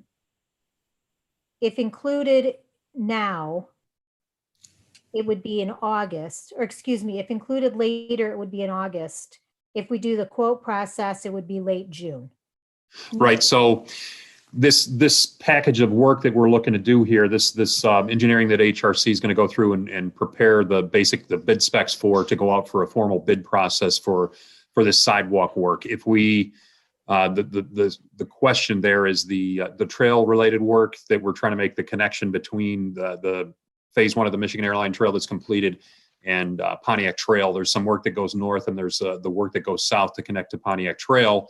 Right now, there's not a sidewalk connection on that side of the road where the trail ends in phase 1. So if we want to make that a priority to get that completed and make that an opportunity for people to have that paved connection between the trail and Pontiac Trail sooner rather than later, the way to go about that would be to go through a quote process. And that's something where we would know what the work is going to be like. We would have the specs of it down pat, and we would just go out to a selected number of companies and say, here's the scope of the work. How much would you charge us for that work? And we would be able to then just choose the best quote that we would get. That would allow us to proceed more quickly. If it was kept in this package of work that's included here with work north of Wixom Road, it would be something that would go out in a formal bid package. It would require publication period, a time period for evaluation, and a time period to make an award. And then we would probably be looking at a couple of months later at the end of August if it was kept in that bid package. What I'm suggesting is we need to think about the possibility of pulling that out of the bid package and soliciting quotes essentially to move a little more quickly, or not, depending on how much of a timing issue it is. So would that be two separate motions this evening that we would make? That's something that we could consider doing that. That's sort of why I brought it up in the email communication. If it was something that we wanted to act on tonight, that could be something we could do. Mike, I don't know if you feel that that would be anything that would really make that big of an impact, because we still have some easement work that we need to get done in order to secure the easements necessary to get the work done. So I'm not sure that we need to necessarily proceed today. Mike, you have a comment on that? I would agree with what you just said. Yeah, I don't think we probably need to act tonight. We can wait until the next council meeting. Hopefully we'll get the easement ducks in a row and then we can proceed. Is there a way that in between now and the next meeting that we could get some of those quotes so that we could know kind of what we were looking at? Mike, on that, when you'd have the information available. I don't think it would be before the next meeting. I think you'd be looking at more 2 meetings out to physically get prices from contractors. I think we talked earlier today, Mike, about how long we think that project is going to take. If we were to go to the quote route and we select somebody to do the work, that's probably about a week's worth of work. Is that about right? Yes. Right. And so we would probably be able to get it done within that end of June timeframe if we took action in the early part of June. Yes. Depending on the contractor's schedules, yes. And as far as getting it done before then, it might be iffy, even if we were to act more quickly, because of the fact that they're still kind of getting their legs underneath them on this season of work here with this current situation. Correct. Okay. Thank you. Thank you, Mayor. You're welcome. Deputy Mayor Rosnick. Thank you, Mr. Mayor. These questions are probably for Mike Darga and maybe Tim Sigma. Referring to the HRC proposal letter under scope of work, item 1, North Wixom Road, you have described as from Charms Road to Hopkins Drive, but the graphic shows a segment south of Charms Road, which I believe is the Tuck property. Does it or does it not include that? I think that is included. I think that's already done, if I remember correctly. No, it's not. No, we've got a small portion there, and it remains. We would like to do that, provided we can get the easements for it. So it is a portion that we are shooting to do. We're still working on easements for it. What we had thought was gaining the momentum from the areas north, and preliminary conversations with the Tuck family seems to indicate that they'll help us out there, but we haven't spoken with them for about a year. Okay, so continuation point from south of Charms Road to Hopkins Drive then to complete that. Correct. Okay. Yep. And the HRC estimate does include that then? It does include the design on that, yes. Design, yeah. The other thing is on point number 2 on the airline trail connectors. I've said this 100 times to Mr. Darga's predecessor as well as Mr. Avatini, but 5-foot width safety path is unacceptable. It just doesn't work in our community, and you can go out there anytime in the last 8 weeks and see why. I don't know why that has to be 5 foot. If we could take another look at that and make that a minimum 6 foot, it's going to be a very heavily traveled segment. The main reason is because the house is like right there on the north of the airline trail. And there's very limited right of way. In our preliminary talks with the homeowner, he's even nervous having a sidewalk there at all. I guess it'd be more of a road commission question if they'd let us go to the back of curb there. If we could look into that, I think it would be a mistake. With the tape measure and find out what a 5-foot width is. It's the old sidewalks we had growing up in Detroit. They're not very big, especially when you amount of traffic. And I see people already going that way now. Yes. Regularly.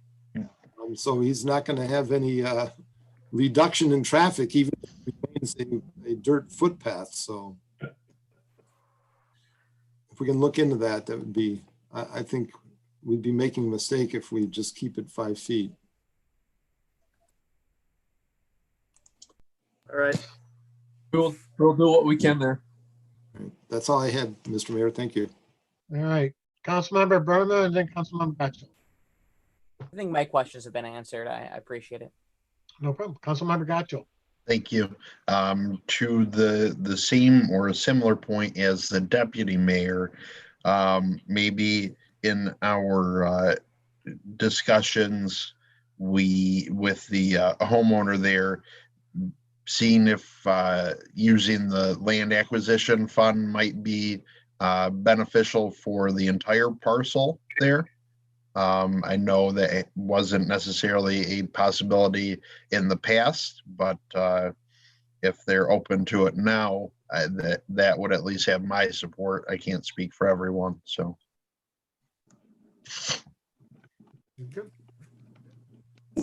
We have- Councilmember Sharp. Oh, go ahead. I'm sorry.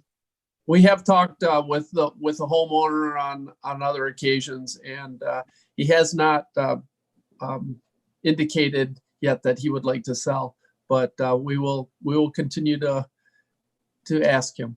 Yeah, Definitely. I mean, maybe instead of like asking, if we just make an offer and find out what the fair market is, and then give authorization as a council to have that discussion and make that offer.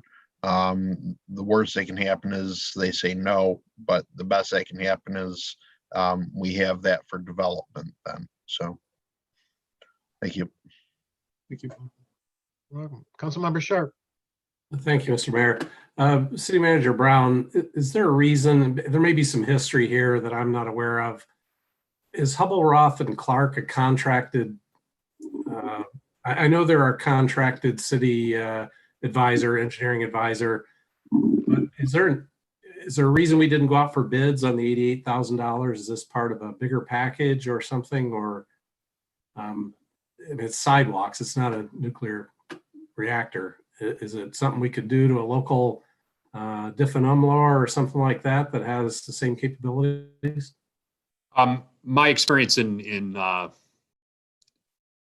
city management and in other capacities, as well as here in the city of Wixom, is that you have the relationship with an existing engineering contractor, and you assign that work to that contract relationship pretty much consistently, exclusively. From the standpoint of learning curves that are involved, having the prior relationships and understanding of the city's needs, and the trust relationship that's there between the contractor and the city. So, I mean, that's something I'm familiar with other communities that have different kind of setup on that, and that's something I suppose we could evaluate. But the current standing is that we do stick with using HRC for our engineering needs. We don't go out on a bid by bid basis for that kind of work. So it is an option, though. I understand that. So, well, let me just follow up on that. Can you hear me? It looks like I've got intermittent signal here. Your audio's fine, your video's not. One of the things I do in my work is we benchmark engineering rates across supply base. And, these are pretty robust charges, they look like to me, per hour. How does that compare? Do we have any feel for that? I'm not saying we have to go somewhere else, but are we getting a contracted rate that we've bid out over time, or to other, we've benchmarked somehow? And I'm not saying we got to change. I get it. The relationship's important, but business is business. And I don't think we're going to get any deals from anybody. So, and that's something that could become more important going forward in the future here with what's happening with potentially depressed revenue sources as well. So that's definitely something we'll have to evaluate and continue to reevaluate. So I understand where you're coming from. But there isn't any reason why, other than just kind of that's the way we always do it, that we didn't go out for bids on this. Yeah, I mean, it's like any other consulting work that we have. It's done on a package basis. I understand that there's project-based stuff, but I could say that about different things in our IT relationship. I could say that in different aspects of other kind of relationships, and the past practice and the current practices to do it through this existing relationship with the HRC. So, okay, thank you. Councilmember Berman, and then Councilmember Smiley. Sorry for coming back, but now that I have the budget in front of me and I was looking at it, why are we taking the engineering from the construction budget where we have a separate line item in the budget for engineering? A portion of that construction budget or the engineering is for construction. Actually, $43,000 of it is coming for specific construction engineering. So it's part of that process. The other piece that we have, it's engineering that we typically take out of that package or that line as a norm. So the previous engineering prior council approved in September came from engineering, but now this engineering is coming from construction. It's still on that same sidewalk portion. So we have a design engineering piece and the construction engineering, and we're taking all of that out of, I believe, construction on this part of the process. So more than 50% of the budget for construction has actually gone to Hubble, Roth, and Clark for engineering and not actually doing any construction? No, we have $510,000 worth of budget to put in sidewalks, and the 88,000 plus the 55,000 was for engineering. But it says we've only spent 190 so far.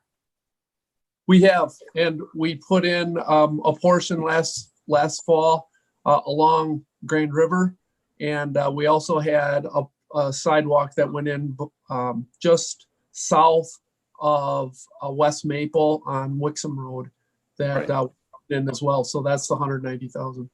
Then I guess my only follow-up to that would be is in November where we were asked to approve the no bid to put the sidewalk in front of the house at that time and that vacant parcel.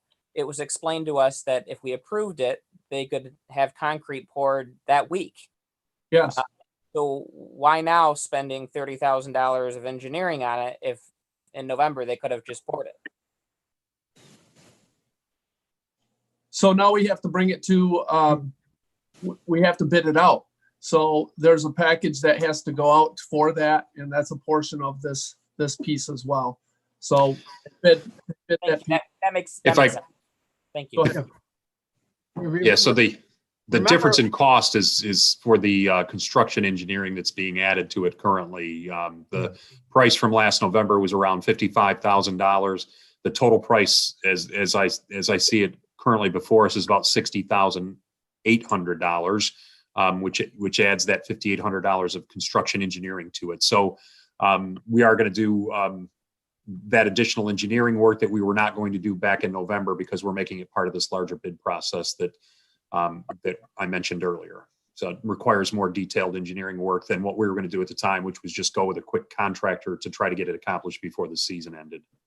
The premise last fall was that we knew the contractor, we've worked with him, he's worked with our engineering, and we can engineer some of that as we move forward. Yeah. So that was all. Thank you. Councilmember Smiley. Right. Thank you, Mr. Mayor. I wanted to just go back to Councilman Sharp's, point and talk to that a little bit. Because in the past we have had some, that basically that same question, and I think it just boils down to, me personally, I wouldn't know, competitive engineering prices versus another.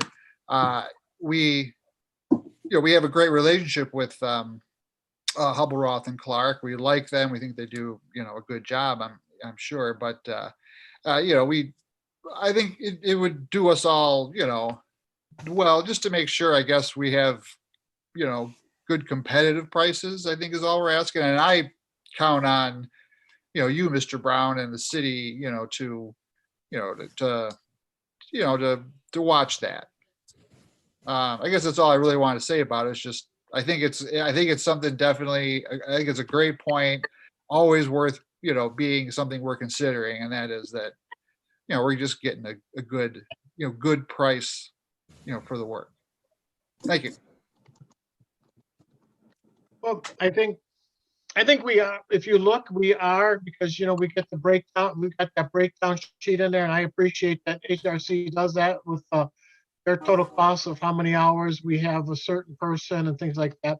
And I think if you look at that, and if you compare that with other engineering firms in the area, they're gonna be the same price. I know there's communities out there that every time a project comes out, the engineering goes out for bid, and I don't know if that's beneficial or not. We've had, we've worked with HRC for a long time. They understand our needs. They work well with us. They have our backs when we need it. And I think, I'm satisfied with them for now.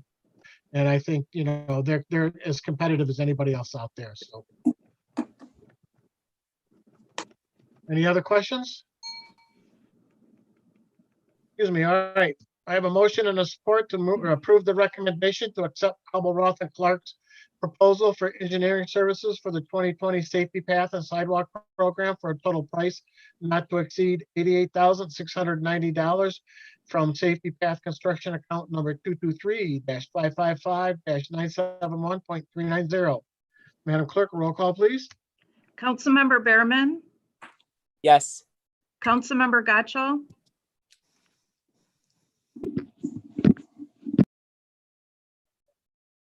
Yes, sorry.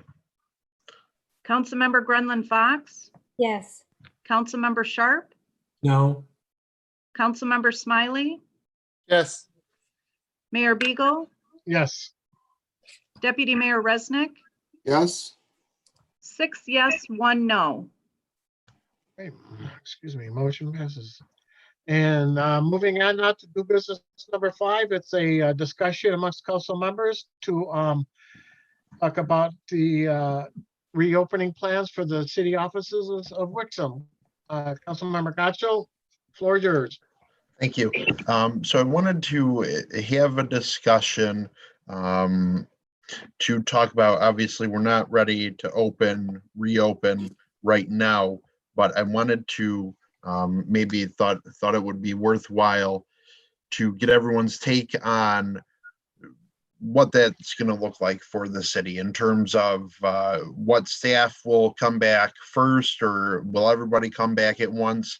Should we be canceling all events through the summer, like Hot Blues and Barbecue and the employee picnic and concerts, DDA events? So I was thinking it might be a good idea for everyone to talk about their thoughts and feelings. That way we can start doing a little bit of planning ahead of time rather than being caught late and trying to play catch up later. I'll start out here. I was in City Hall yesterday, and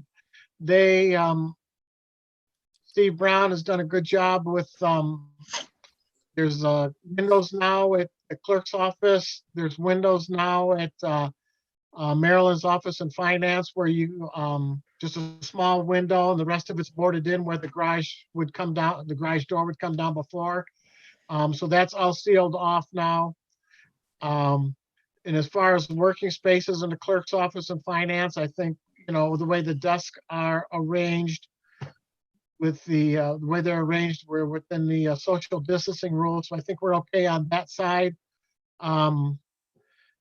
Overall, across on the planning side, development planning, they put in a small window there too.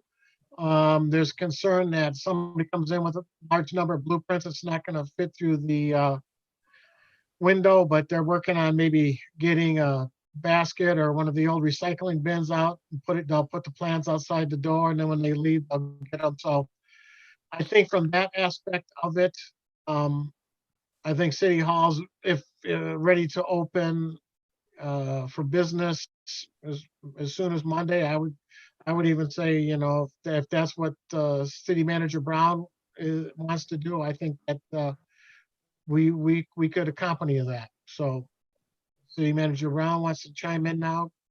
Yeah, so I appreciate the kind words there, Mayor. And we've been working at making the physical plant ready for us to reopen. And today was something else that the DPW just added to the mix here. We're reusing some soap dispenser containers for purposes of dispensing hand sanitizer. We've got those mounted in locations around City Hall so that those will be ready, available for people to use at the different functions within City Hall. You mentioned the plexiglass arrangement that we did. We popped glass windows out, popped plexiglass panels in with holes cut out for doing that business back and forth, but maintaining the protection from sneezes and things of that nature to keep people safe on both sides of the glass.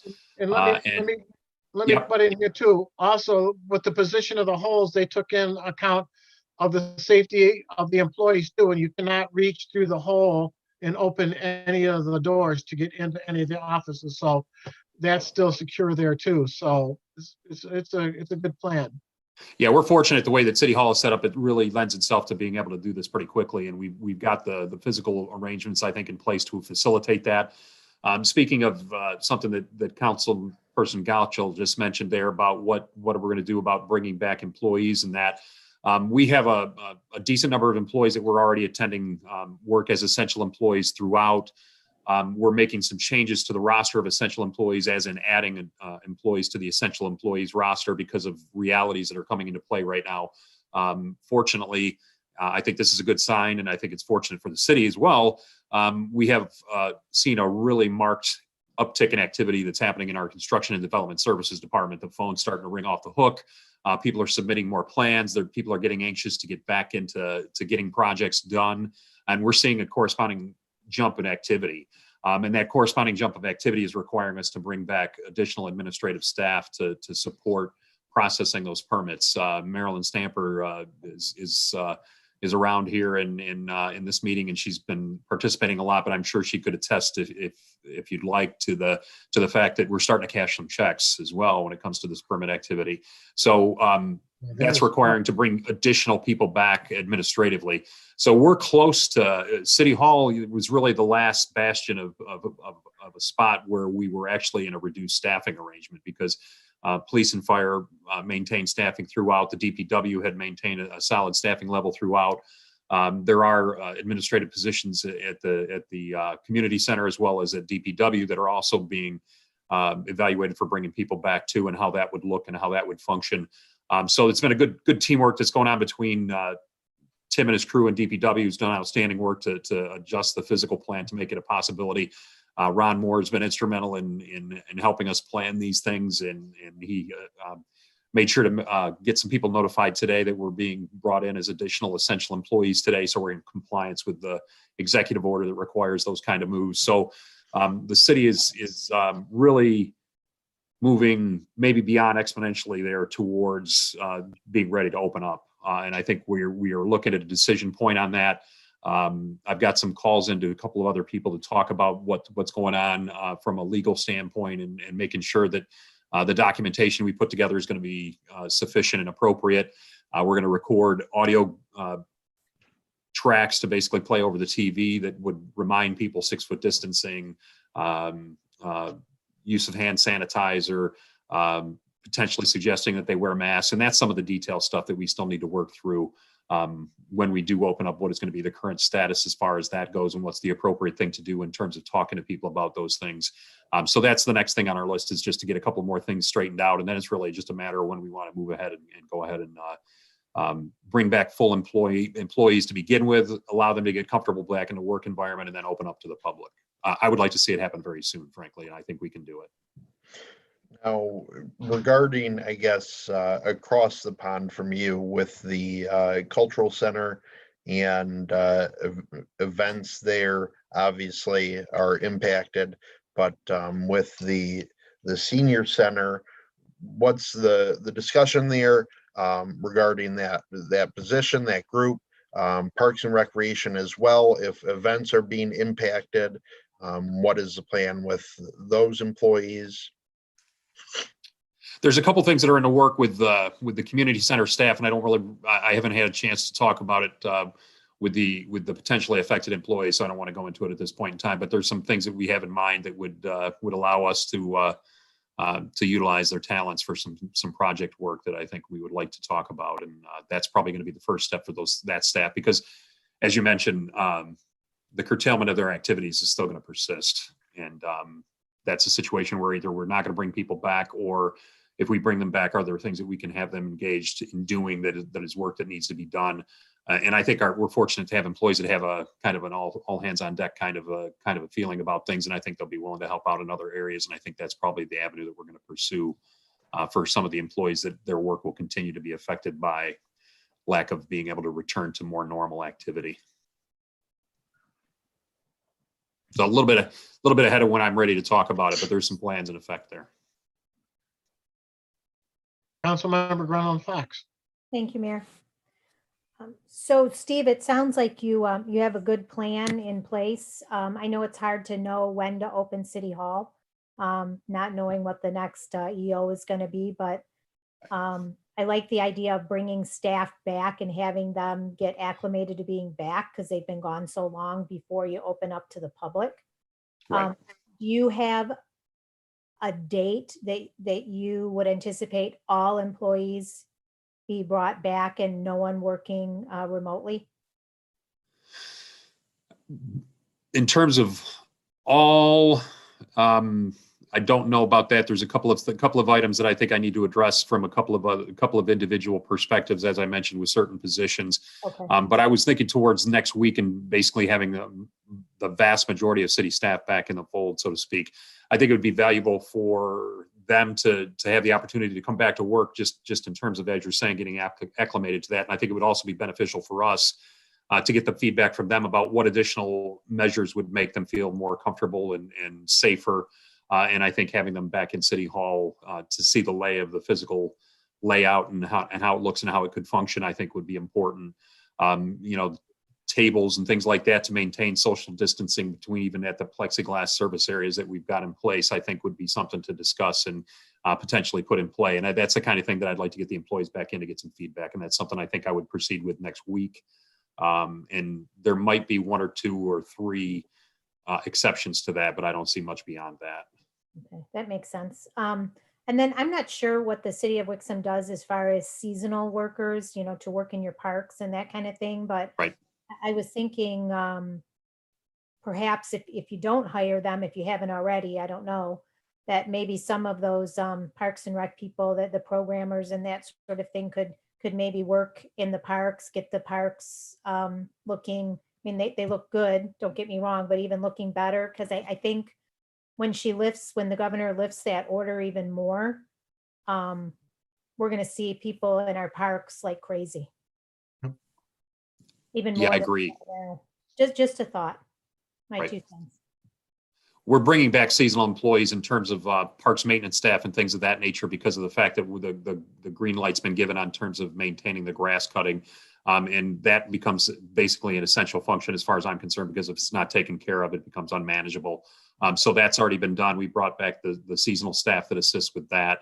We're fortunate to have a guy who's very long-term seasonal guy that's very experienced and good at what he does. And believe it or not, that can be a major problem, especially when you're cutting around headstones and whatnot in cemeteries. So we brought back the usual seasonal expert that we have, as well as additional seasonal help that will supplement his efforts and getting the grass taken care of and those kind of things. So we've taken those steps. And as was mentioned, the community center is going to be one of our challenges from the standpoint of, people that are monitors. Obviously, if there's no events going on, that's going to be not going to be an area where we would need to bring people back to their normal activities. The part-time staff and the full-time staff over there, we're going to have to come up with some ideas for them to contribute in some different ways. And I think we have some good ideas that we're working towards. Great. Thank you. Thank you, Mayor. You're welcome. Councilmember Smiley. Thank you, Mr. Mayor. I like Councilman Gotchel's, question, and this is made for a very good update on, what you guys are thinking. But I have to confess, I think I'm just taking you, Chief Moore, Mr. Sickma, a little for granted. You guys have been all over this since the beginning. You've been keeping us well updated, and I just keep doing what you've been doing to, adapt quickly to things from Lansing to what's going on, globally, to deal with this. And if you need anything from us, you seem to ask, and I guess I don't have any concerns or how we'll roll things out, but don't be afraid to ask if you guys have a concern about something. And to that, what do you see as I don't know, and don't be afraid to say there is nothing, your biggest worry with bringing everybody back? Ron, I don't know if you have a comment on that. I'll defer to you for the beginning. I got a couple things I might say too, but I'll let you talk on that first. Perhaps the biggest challenge, Mr. Smiley, is there's so many new protocols that are now in place, and our workforce is incredibly intelligent. It will not take them long to learn that, but on the very first day that they report, somebody has to walk them through what they need to do. Someone has to walk them through, okay, when you arrive, you need to take your temperature. You need to fill out this form. When we do finally open to the public, this is how we're going to handle face-to-face public interaction. You're going to do it through this new cut in the plexiglass that Tim and his guys put into play. Many weeks ago, we ordered the surgical masks. We got our hands on disinfectant wipes. So I think perhaps the biggest challenge, and I don't see it as much of a challenge just because we do have such a great workforce, but perhaps the biggest challenge is just bringing everyone up to speed who has been gone for so long. It feels like they've been gone forever, but because we miss them, of course, but frankly, they've been gone for almost 2 months now, and just bringing them up to speed on the new protocols that have been put into play. I see that as a challenge, but an easy challenge. Yeah, I think a lot of what we need to do is pretty well known, but I think we just need to make sure that it's kind of like becomes routine and spelled out, so that I think one of the concerns that I have in this whole circumstance, not just with the city of Wixom, but just in general, society in general, is, I think that we do need to get back to the business of doing things and getting ourselves open, getting businesses open, and getting the world a little bit more back to normal. The challenge becomes when you start to do that, that people can start to get a little bit sloppy and start to not do the things that they've been doing previously, because it's just not in your face as much when you're starting to get back into your routine. So I think that one of our challenges is just going to be make sure that we keep that on top of people's minds and make sure that they're staying careful, they're staying consistent in the way that they're doing things and protecting themselves and protecting the public as well. That's another thing that we'll be doing. We're talking about another sanitizing trip here through City Hall. That's going to be taken care of again before we open up, so that we make sure that we've got a fresh clean in place, and we can start off with a clean slate and go forward. But that's one of our challenges. I think it's just just making sure that people stay cognizant of it, aware of it. That's that audio playback that I'm talking about, doing that audio loop that we'll have on the TV that's going to be, playing in the background to remind people social distancing and being careful about their interactions with each other so they can be as safe as possible. That's the kind of stuff that we're going to have to reinforce with our employees as well as the public, and make sure that people stay aware of it and stay consistent with it, because it's easy to get sloppy. Hey, Steve, I don't know if you want to explain, or Tim wants to explain, but you talked about going through and doing one more massive cleaning. I don't know if you want to explain what you guys have done. I know you've done it at least once before, but with I call it fumigating, but when they come in and right, and if you want to explain to the council members what they've been doing in the City Hall. Yeah, Tim, feel free to weigh in and back me up on this if you'd like. But we've got a company that we did business with, I believe it's NBS, that came in and did fogging service for us. And there's a couple of different levels of service that you can get through their organization. And there's the basic fogging service, which basically just decontaminates surfaces in the area on a one-time basis, and at that point you theoretically have it clean and you don't have any lingering issues there. There's another version of it where they apply a product through the fogging process that provides sort of a longer lasting coating on hard surfaces, so that it retains some resistance to the presence of the things that you don't want to deal with, viruses and things of that nature. And we did that this first time that we went through with them a few weeks ago. It's basically intended to have about a 60-day shelf life. If you do it every 60 days, that's more than often enough. And if you're not cleaning the surfaces, it's kind of one of those things where if you continue to hit the surface hard cleaning on a day-to-day basis, you kind of remove some of the protection, right? So There's certain areas where that is has some efficacy, and they've used that. We have not done that in the police department because of kind of some logistical issues that kept us from doing that in the past.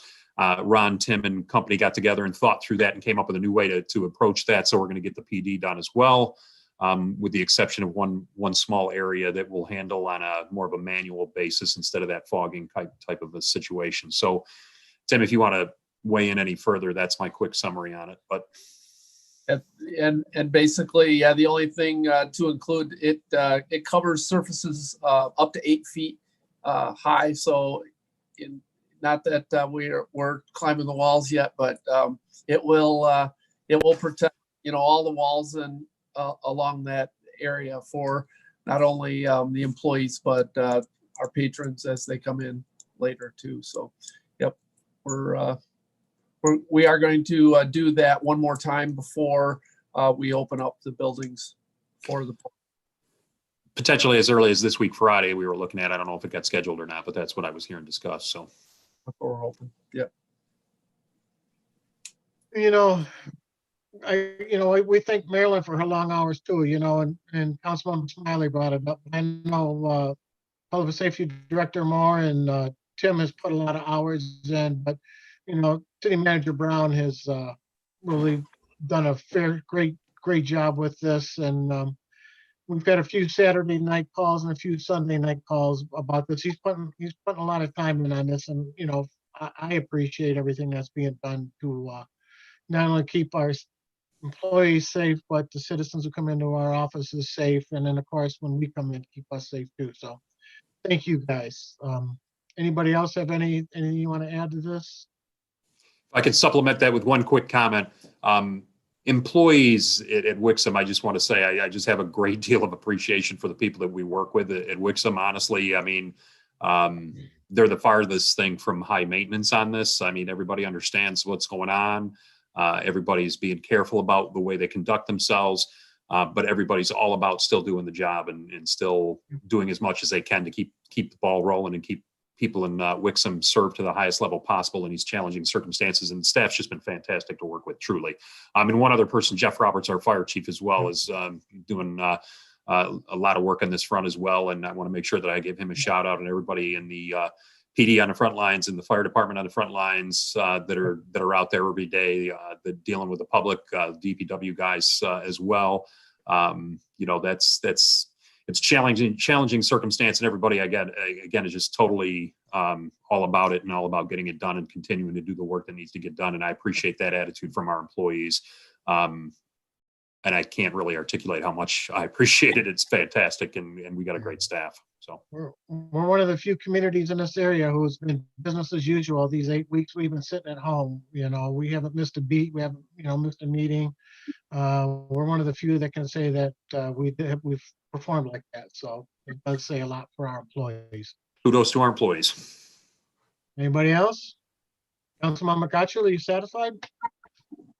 Yep, I just, I guess the last thing that came to mind was kind of based off of what the public safety director had mentioned in terms of training once people come back. Maybe we can pre-record a video that goes out to everyone by email, just so they've got it. Then we don't have to individually go around or put out a memo or something. Just that way, either you or the city manager can do a video about the expectations as we come back into the offices in terms of masks or workspaces and sanitizing and everything along those lines. Yeah, that's a fantastic idea. You can do an unpublished YouTube video that you just send the link to everybody and they just click it, and there you go. 3 minutes later, they've been trained. Yep. So, yep. Thank you. Great idea.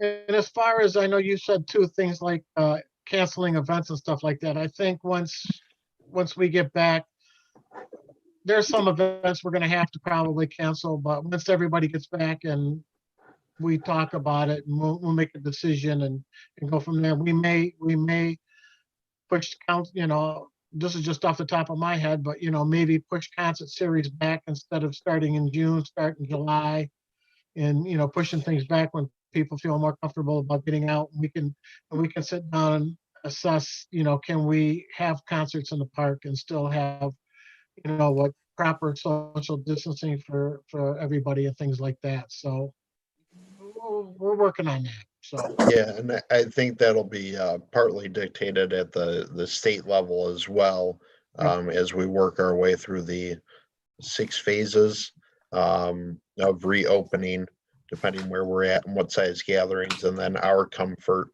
with the liability as a city of taking that on as well. Thank you. very good. Good discussion, guys. Thank you. All right. And this comes up to our second call to the public. I'll read those call to the public rules again. The public shall address the council during the call to the public, which shall be included on the agenda immediately after correspondence and meeting again after new business. The first call to the public immediately after correspondence shall be limited to agenda items only. A person shall not address the council in excess of 5 minutes unless the time is extended by a majority vote of the council present. Persons wishing to address the council shall identify themselves and their place of residence and shall state their reasoning for addressing the council, and all comments by the public shall be made directly to the council. And if you're an audience member and you want to go further with public comment, please press *9 and we will call on you. You stuck with us for 2 hours. You got to say something. And do we have anybody that is raising their hand? I do not see any virtual hands raised at the moment. Oh, man. You guys are devoted. All right. With that, I'll close the call to the public. City manager's comments. City Manager Brown. Yeah, so I've got some items in there in our city manager's update, one of which I wanted to make sure that we mentioned publicly for people here today. The memo that we received from Brian Conaway of Waste Management about the reestablishment of bulk item collection, as well as the previous yard waste pickup that was established previously. So things are starting to get back to more normal for Waste Management and for the residents in terms of the collections that are being performed. So we're happy about that. He does warn us that based on, if things change from a staffing standpoint, the decisions could be revisited. For right now, we're pretty much back in business with regular collections through Waste Management. So thank you to Mr. Conaway and all the people of Waste Management that are working to make that happen. The next thing I wanted to mention in a little bit of detail is the next Gleaners Food Distribution, Gleaners Community Food Bank Food Distribution event is taking place this week, again, Thursday, from 2:30 to 5:30 at the City Hall complex. We had, as was mentioned earlier, we have a tremendous turnout at our prior event from 2 weeks ago. I think it was something that was very much needed, and there were a lot of people that really benefited from the opportunity to get some help there from Gleaners Food Bank, and we were super busy that day. And we've made some changes in terms of how we're going to try to handle the crowd. We are asking people to enter in the entrance behind City Hall, the driveway entrance behind City Hall, if you will, between Wixom Station and the City Hall on the western side of the building. We're looking for people to enter in that driveway area, single line that will proceed to the back of the parking lot and then proceed through the food distribution event in the main area of the parking lot. So that's the way that we're going to orient things on that particular day. I think we're going to be geared up with some additional volunteers in anticipation of a good crowd. We're going to be geared up with additional police department staffing as well. We had a single police officer out there last time directing traffic, and I think we're going to have a couple of people out there this time around, at least at the front end, to make sure that things are going smoothly. And just wanted to remind people that that food event is taking place Thursday from 2:30 to 5:30. Just real quick, Mr. Brown, earlier, did you say 145 if you want to help out beforehand, I guess, getting ready for it? And then yeah, I think time, showing up in the neighborhood at 2 o'clock, even potentially a little bit beforehand, would be good timing if you want to get there to help us get the lay of the land and get some things oriented in the parking lot. do you want us to connect with you if we're coming, just to Yeah, feel free to give me a heads up if you're going to be available, and try to make yourself available for that so we can have a few more people out there to help out and help it go smoothly. That would be appreciated. We'll play it by ear and by sight, if you will, too, because depending on how the new arrangement works and how big the crowd is compared to how it was last time, the situation could be different or it could be much the same. So if you could show up around 2 o'clock in that area, that would be great. Okay, thanks. I was afraid you were going to tell me my mic was off. Oh, I'm sorry. She's held off 2 hours. Yeah. That it, Mr. Brown? Yeah, that's the only thing that I was going to add to the city manager update. Like I said, appreciate all the great support we get from the council as well as the staff in terms of maintaining operations here in the city. I think we're taking care of business, and we should be proud of our efforts there. And I want to thank everybody that's involved, because it's going very well, and we're keeping those balls in the air. We're continuing to process things. We're getting back into some additional business in the clerk's office that had been slowed down before. So things are getting a little bit more normal, if there's anything like that. And hopefully we get back to as normal as possible very quickly. And I'm looking forward to that. Yeah, wasn't it like 2 days after construction opened up, Velma had processed like $18,000 worth of permits in one day or something like that? Yes. That's crazy. Yeah, I went over there. Anecdotal story for you. I was over there to try to talk to Vilma about something early on when I started to pick up on the fact that things were getting busier. And I was trying to have a conversation with her, and it was like every time I started a sentence, the phone would ring again. And being the dutiful employee she was, she would pick up the phone and answer the call, and I would sit for 2 or 3 minutes while she took care of it. And then I'd try to start talking, and then a phone would ring again. I might need to make an appointment if I try to do something like that with Vilma again. She was busy. So that's a good thing. That's good things. Yep. Okay, council comments. Councilmember Berman. My first comment was just regarding if we had a date yet for the demolition of the house now that construction is allowed again. My answer to that is not that I know of. Tim, do you have any update on that? We were expecting some action on this by now, frankly. There was utility work that was done, I want to say probably on the order of 5 weeks ago. Yeah. So I don't know what the current status is. Do you know what's going on there? No, we haven't. Is Deanna still on the phone? Data yet. I mean, I assume the stay-at-home order shut them down, but now that construction's allowed again, I know we were supposedly next on their list back before this happened, so I would assume we would be close to being next again, correct? So Deanna, you got any news on that? Yes. I just talked to him today, as a matter of fact, and he's got supposedly one partial project he's got to complete when it got shut down, and then we're supposedly on the list right after that. Thank you. The second thing I had is make sure you're filling out your census. I know that we've been advertising that all over, but obviously we still have a lot of people who haven't done that. And then my third comment, on top of our staff that's been doing an excellent job, I've been hearing throughout these meetings when I was, watching the meetings prior to being on council, and then since I've been on council, the discussion comes up quite a bit on these contracts with our vendors, on whether or not we should be sending them out to bid or not sending them out to bid. Right when I joined council, the big discussion was whether or not we should switch our contract with our wastewater management company. We've been with our previous company for, decades, and they've always done good to us. But we seem to have found another really good company that's taking care of us, and it's saving us money. So I do think that we do need to make sure that we're looking at all of our contracts with all of our vendors and making sure that we're paying a good price for them. Because if there's another firm out there that can do the same level of service for us, and it's going to save us money, we owe it to our citizens to go with the cheaper price. That's all I have. Very good. Councilmember Cacho. Thank you. I just appreciate everyone's comments, entertaining the discussion regarding reopening and what that is going to look like to us right now. I know it'll be an ongoing discussion that we have in the next few months as things start to change a little bit more. But I hope everyone can continue to stay safe. Watch, I've been seeing a lot of people get their mulch delivered. I believe we had an incident in Wildwood recently with combustion with mulch that caused some property damage. So just keep an eye on your mulch piles, everyone out there in the public. Other than that, stay safe. Thank you.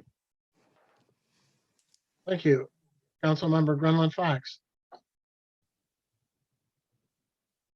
Thank you, Mayor. My only comment that I would like to say this evening is to thank you to all of the City of Wixom staff. Very good. Thank you. Councilmember Sharp. Thank you, Mayor Beagle. Just wanted two items that were in the email, one in the email, one in the city manager report.